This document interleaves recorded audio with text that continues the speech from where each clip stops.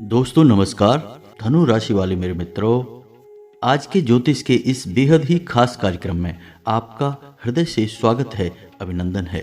दोस्तों, नवरात्रि के इस पावन पर्व में आपके जीवन में होने वाली हैं 3 बहुत ही महत्वपूर्ण घटनाएं। जी हाँ दोस्तों, इन 3 घटनाओं का प्रभाव आपके जीवन पर इतना गहरा होने वाला है कि आपका संपूर्ण जीवन ही बदल जाएगा। साथ ही साथ माता लक्ष्मी भी आपके घर में प्रवेश करना चाहती हैं और आपकी धन संपत्ति को लेकर, रुपए पैसे को लेकर जो भी समस्याएं जीवन में चल रही हैं, वे समस्याएं पूर्ण रूप से समाप्त होने जा रही हैं। तो कौन सी हैं ये 3 महत्वपूर्ण घटनाएं और किस रास्ते से माता लक्ष्मी आपके घर में प्रवेश करेंगी, इन सब बातों के बारे में आज के इस वीडियो में हम आपको बताने जा रहे हैं। दोस्तों, हम आपके लिए जो जानकारी लेकर आए हैं यह बेहद ही खास है। यह आपके जीवन में क्रांतिकारी बदलाव ला सकती है, आपके लिए हीरे मोती के समान है। तो आप इस वीडियो को पूरा देखें, बिल्कुल भी इस वीडियो को मिस ना करें। इस वीडियो का एक एक भाग आपके जीवन के लिए बेहद ही महत्वपूर्ण है।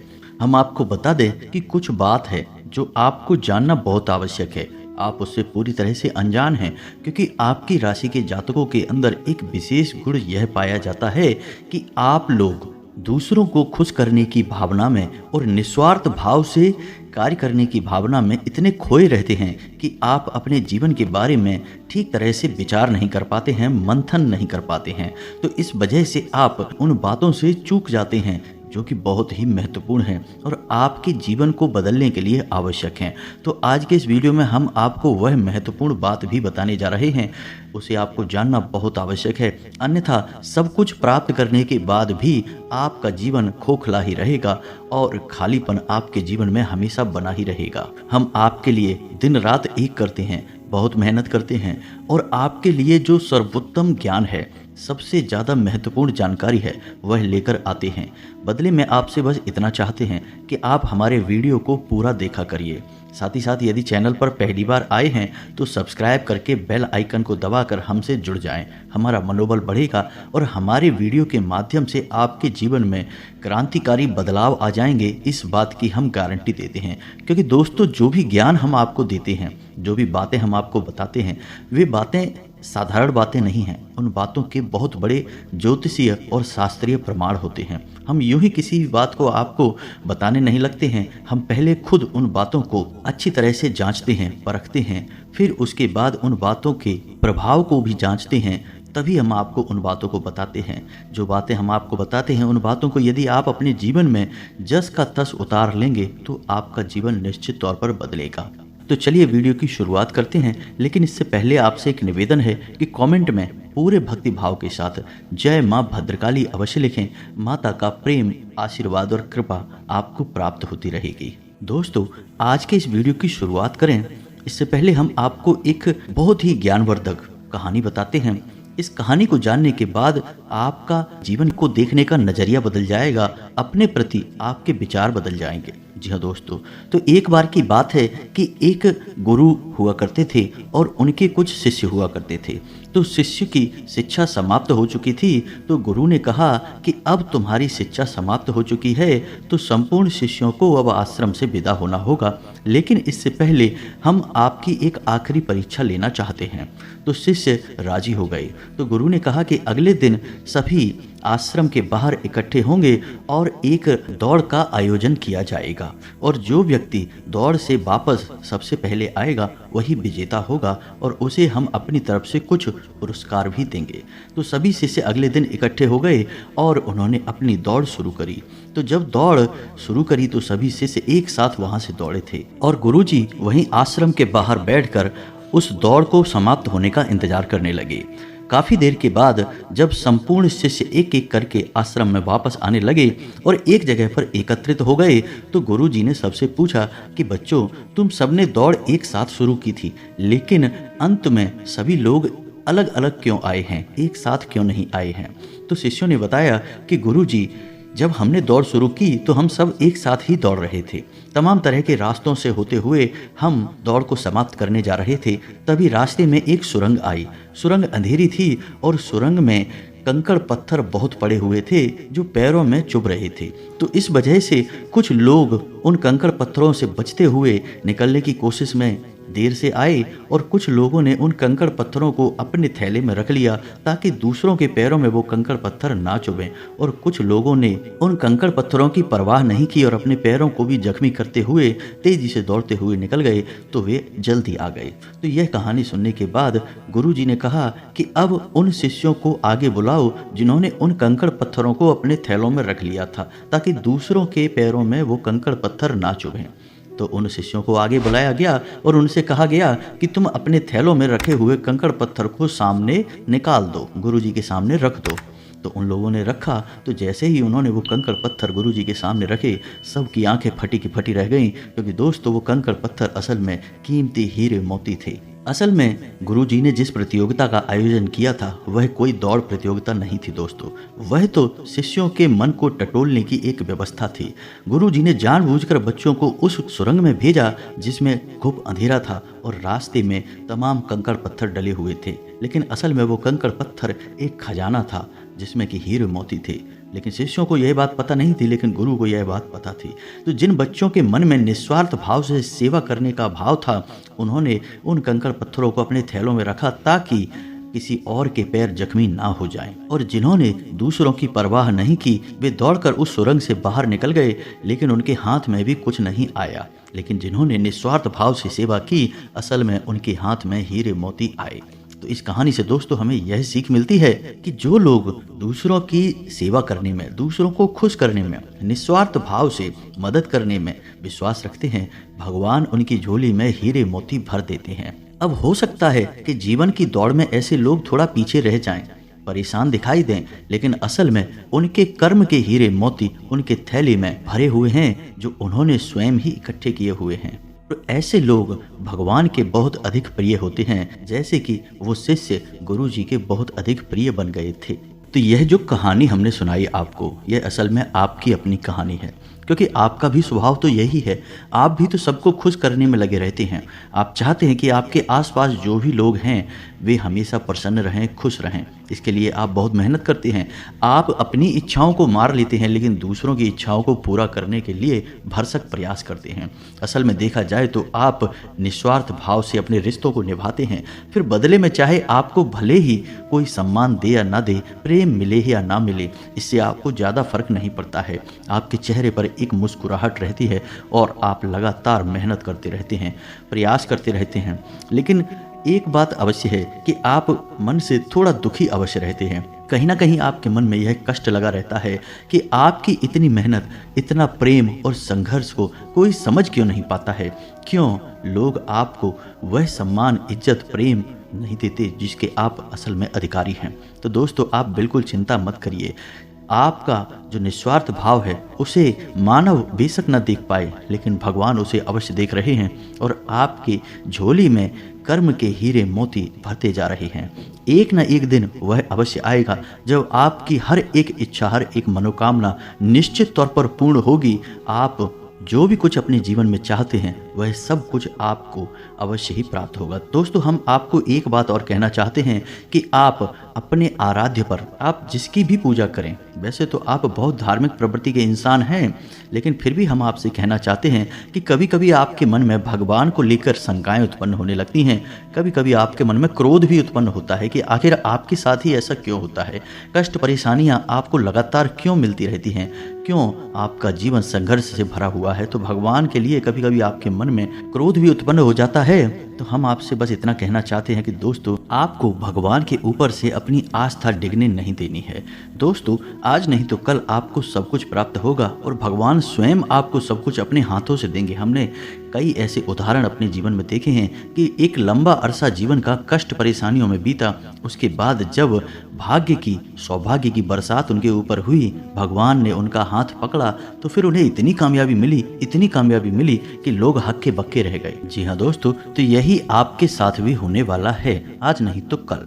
बस आपको ईश्वर में विश्वास बनाए रखना है। तो अब बात करते हैं उन 3 बड़ी घटनाओं की जो इस नवरात्रि आपके जीवन में होगी और आपका जीवन बदलने वाली है। तो सबसे पहली घटना यह होगी कि आपकी एक ऐसे इंसान से मुलाकात होगी जो असल में आपका सच्चा हमदर्द होगा, मार्गदर्शक होगा और आपसे सचमुच में प्रेम करने वाला होगा, जो दिल से यह चाहेगा कि आप कामयाब हों, आपकी दुख, तकलीफ, परेशानी, जीवन के संपूर्ण कष्ट दूर हों, जिसमें वह आपका मददगार होगा।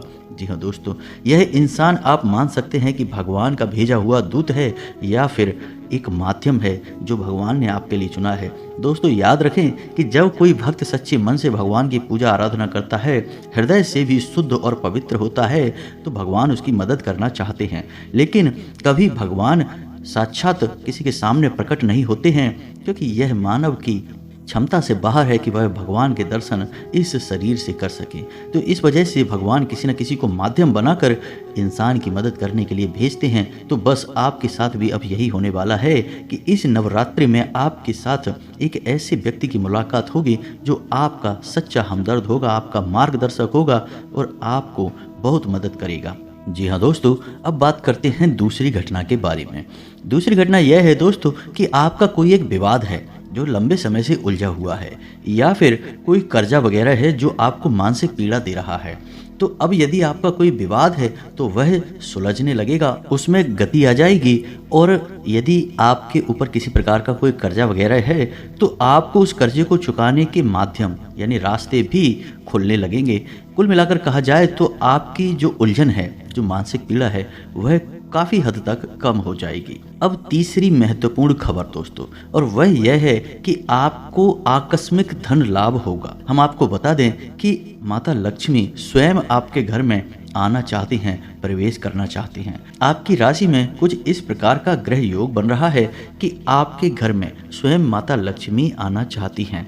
लेकिन इसके लिए थोड़े बहुत प्रयास आपको भी करने पड़ेंगे, क्योंकि जब भी कोई लक्ष्मी से जुड़ा हुआ योग बनता है, चाहे वह एक गज लक्ष्मी हो, धन लक्ष्मी हो, किसी भी प्रकार का योग बनता है, तो उस योग में जातक को सीधा सीधा लाभ तो प्राप्त होता है, लेकिन यदि जातक कुछ गलतियां कर जाए तो उसका लाभ बहुत अधिक प्राप्त नहीं हो पाता है, यानी कि रुकावट उत्पन्न हो जाती है। और माता लक्ष्मी एक ऐसी देवी हैं जिनको चंचला भी कहा जाता है, यानी कि यदि उन्होंने आपके पास आने का मन बना लिया और किसी बात की वजह से उनका मन बदल गया तो वो तुरंत रास्ता बदलकर कहीं और भी चली जाएंगी। तो माता लक्ष्मी को आकर्षित करना, अपने घर में विराजमान कर पाना बहुत मुश्किल कार्य होता है। इसके लिए कई प्रकार की शर्तें होती हैं माता की, जो आपको माननी पड़ती हैं। तो आपको भी उन शर्तों को मानना पड़ेगा, अन्यथा यह विशेष योग आपको कोई लाभ पहुंचा नहीं पाएगा। और यदि लाभ होगा भी तो आपको इसका कोई फायदा दिखाई नहीं देगा, यानी आंशिक लाभ ही होगा। तो अब इस योग का पूरा फायदा आपको कैसे पहुंचेगा? दोस्तों हम आपको बताते हैं कि आपको करना क्या है। सबसे पहला काम कि सुबह के समय अपने घर पर यानी अपने दरवाजे पर साफ सफाई करें, घर का मुख्य दरवाजा खोल कर रखें और जल का सिंचन करने के बाद गाय के घी का एक दीपक अवश्य जलाएं। यदि हो सके तो गाय के गोबर से थोड़ा सा लेपन करने के बाद आटे और हल्दी से एक चौक पूरें, जिसमें आप अष्टकमल बनाएं, जो माता लक्ष्मी को बहुत अधिक प्रिय है। और उस अष्टकमल के बीच में आप गाय के घी का एक दीपक जलाएं। आप अपने घर की मुख्य दहलीज के बीचों बीच यह कार्य करेंगे। आप देखेंगे कि आपके घर में चमत्कार होने शुरू हो जाएंगे। दोस्तों 2-3 दिनों में ही इसका परिणाम आपको दिखाई देने लगेगा। दोस्तों याद रखो कि इस नवरात्रि आपके जीवन को बदलने के विशेष मौके प्राप्त हो रहे हैं। आपको इनका पूरा लाभ लेना है। आप किसी की बातों में नहीं आएंगे, भ्रम की स्थिति अपने दिमाग में उत्पन्न होने नहीं देंगे और हम जो आपको बता रहे हैं उन उपायों को आपको निश्चित तौर पर करना है। अन्यथा यह मौका निकल गया तो फिर न जाने कब ऐसा अवसर, ऐसी ग्रह स्थितियां बनेगी जो आपको लाभ देंगी। तो दोस्तों हम आपसे बार बार यही कह रहे हैं कि आपको इन बातों को मानना ही होगा, अन्यथा बदलाव नहीं आएंगे। बस आपको इतना करना है। और एक और बात है जो हम आपको बताने जा रहे हैं, बेहद ही गुप्त उपाय है दोस्तों। बड़े बड़े व्यापारी, उद्योगपति इस उपाय को करते हैं, कोई किसी को बताता नहीं है दोस्तों। लोग बहुत मोटी रकम मांग करते हैं, फिर ऐसे बड़े बड़े उपाय बताते हैं, लेकिन हम आपको बताते हैं, आप ध्यान से सुनिए। जीवन ना बदल जाए तो फिर कहना। तो आपको करना क्या है, जो रुपया पैसा आपके घर में आता है आप उसे कहीं तो रखते होंगे। कोई अलमारी होगी, कोई तिजोरी होगी, कोई बक्सा होगा, कोई छोटा मोटा डिब्बा वगैरह होगा, आप उसमें रखते होंगे। तो अब उसी के संबंधित यह उपाय है, ध्यान से सुनिए। हम एक धन की पोटली बनाएंगे। धन की पोटली क्या होती है? धन की पोटली एक ऐसी सामग्री होती है जो कि माता लक्ष्मी की जो ऊर्जा तरंगे हैं उन्हें बहुत ही शक्तिशाली तौर पर अपनी ओर आकर्षित करती हैं, या यूं कहें कि एक चुंबक के समान अपनी ओर खींच लेती हैं। माता लक्ष्मी यदि आपकी ओर ना भी आना चाह रही होगी तब भी वह उन्हें अपनी ओर आकर्षित कर लेगी, क्योंकि वह है ही माता लक्ष्मी के सबसे प्रिय चीज़ों का एक समावेश। तो अब ध्यान से सुनिए कि आपको करना क्या है। धन की पोटली बनाने के लिए सर्वप्रथम आपको एक लाल रंग का कपड़ा चाहिए। कपड़ा आप कोरा लेंगे, पहले से प्रयोग ना हुआ हो। एक लाल रंग का चौकोर कपड़ा लेंगे और उस कपड़े में आप जिस सामग्री को रखेंगे उसे आप ध्यान से सुनिए, हम आपको मात्रा भी बताते जाएंगे। सबसे पहले आप उस पोटली में 11 चावल के दाने रखेंगे। चावल के दाने हल्दी में डूबे हुए होने चाहिए। जब कोई चावल का दाना हल्दी में डूब जाता है तो वह अक्षत बन जाता है। अब इसमें आपको ध्यान यह रखना है कि एक भी चावल का दाना टूटा हुआ नहीं होना चाहिए, खंडित नहीं होना चाहिए। इसके बाद आप चांदी का एक चौकोर टुकड़ा रखेंगे। यदि आपके पास चांदी का चौकोर टुकड़ा नहीं है तो आप चांदी का सिक्का भी रख सकते हैं। फिर इसके बाद आप एक सुपारी रखेंगे। फिर इसके बाद आप इलायची का एक जोड़ा रखेंगे और इसके बाद आप 7 लक्ष्मी कौड़ियाँ रखेंगे और 7 कमल गट्टे रखेंगे। जी हाँ दोस्तों, यह आपकी धन की पोटली बन गई है। आप अब इसे लाल धागे से बांध लेंगे, पोटली नुमा ही आप इसे बांधेंगे और आप अपने घर के धन संग्रह वाले स्थान पर इसे गुप्त रूप से रख देंगे। इसे रखने के लिए शुक्रवार का दिन सर्वोत्तम होता है, लेकिन अभी नवरात्रि है तो इनमें आप किसी भी दिन इस प्रक्रिया को कर सकते हैं। याद रखें कि इस प्रक्रिया को आपको शाम के समय ही करना है, दिन में आप इसे ना करें। और इस प्रक्रिया के बारे में आप कभी भी किसी से किसी भी प्रकार की चर्चा नहीं करेंगे, यह बेहद ही गुप्त होगा। उपाय चाहे कोई भी हो, वह गुप्त जितना रहेगा उतना ही ज़्यादा फलित होगा। दोस्तों याद रखें, जोग जुगत और मंत्र उपाऊ, फले तबहि जब करे दुराऊ। यह एक देहाती कहावत है दोस्तों, लेकिन इस कहावत का मतलब यही है कि जो भी योग आपके जीवन में बन रहे हैं उनके बारे में कभी किसी से चर्चा ना करें। यानी कि आपको जो फ़ायदा हो रहा है कहीं से, उसके बारे में आप किसी से कोई चर्चा ना करें। और जुगत यानी कि आप कार्य करने की जो भी गतिविधि लगा रहे हैं, दिमाग लगा रहे हैं, उसके बारे में भी किसी को ना बताएं कि आपने क्या योजना बनाई है, इसके बारे में भी किसी को ना बताएं। और मंत्र यानी जो भी मंत्र आप जाप कर रहे हैं उसके बारे में भी किसी को ना बताएं। और उपाय यानी कि आप अपने जीवन को सुंदर बनाने के लिए किन उपायों को आजमा रहे हैं, इनको भी आप किसी को ना बताएं। इनका फल ही तब प्राप्त होता है जब इन्हें गुप्त रखा जाए, किसी से चर्चा ना की जाए। तो बस इन बातों का आप ध्यान रखें। हम फिर से आपसे एक बात और कहेंगे कि पूरे भाव के साथ आप इन कार्यों को करें, इन उपायों को आजमाएं और निश्चित ही आपके घर में सुख समृद्धि आ जाएगी, आपका जीवन बदल जाएगा। सबसे बड़ी बात कि आपको मानसिक शांति और आर्थिक शांति प्राप्त होगी, आपके कर्ज समाप्त हो जाएंगे।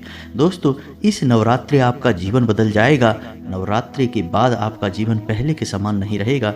बस शर्त एक ही है कि आपको अपने मन का भाव सुंदर रखना है और ईश्वर में गहरी आस्था बनाकर रखनी है और किसी भी प्रकार की नकारात्मक गतिविधि में शामिल नहीं होना है। जी हाँ दोस्तों, यदि आपकी राशि के जातक किसी भी प्रकार की नकारात्मक गतिविधि में शामिल होंगे, नकारात्मक लोगों के साथ उठेंगे बैठेंगे, आपकी तरक्की में बाधा आ जाएगी। जो लोग शराब पीते हैं, जो लोग जुआ वगैरह खेलते हैं या फिर किसी अन्य प्रकार की नकारात्मक गतिविधि में शामिल रहते हैं, उनका इस जीवन में तरक्की का रास्ता कभी नहीं खुलेगा। हम इस बात की गारंटी देते हैं। आपकी राशि के जातकों का विशेष यही एक दुर्गुण कह सकते हैं कि आपको सफलता ही तब प्राप्त होगी जब आप सकारात्मक होंगे, आध्यात्मिक होंगे। जी हाँ दोस्तों, बस हमें आपसे एक बात और कहनी है कि आप अपनी सेहत का भी थोड़ा ख्याल रखें, क्योंकि इस समय कुछ ऐसा आपकी स्थिति योग बन रहा है कि आपकी सेहत खराब हो सकती है। कमर और कमर से निचले हिस्से में आपको तकलीफें हो सकती हैं और पेट के इन्फेक्शन भी आपको परेशान कर सकते हैं। हाजमे से जुड़ी हुई समस्याएं भी आपको हो सकती हैं। योग, प्राणायाम और आध्यात्म आप अपने जीवन में शामिल करें। सुबह के वक्त जब आप सोकर जागें तो थोड़ी देर योग और प्राणायाम अवश्य करें। दोस्तों यह आपको आध्यात्मिक भी बनाएगा, मानसिक शुद्धता भी देगा और आपकी तरक्की में एक सीढ़ी की तरह कार्य करेगा। यकीन मानिए दोस्तों। तो इसी के साथ आज के इस वीडियो को विराम देते हैं। मन में यदि कोई भी प्रश्न उठता है तो आप कमेंट करके पूछें, हम आपको जवाब देने की पूरी कोशिश करेंगे। कमेंट में पूरे भक्ति भाव के साथ जय माँ भद्रकाली अवश्य लिखें, जय माँ लक्ष्मी अवश्य लिखें। माता का सीधा प्रेम और आशीर्वाद आपको प्राप्त होगा, जीवन आपका सुख और समृद्धि से भर जाएगा। मिलते हैं अगले ज्ञानवर्धक वीडियो में, तब तक के लिए धन्यवाद। जय माता की।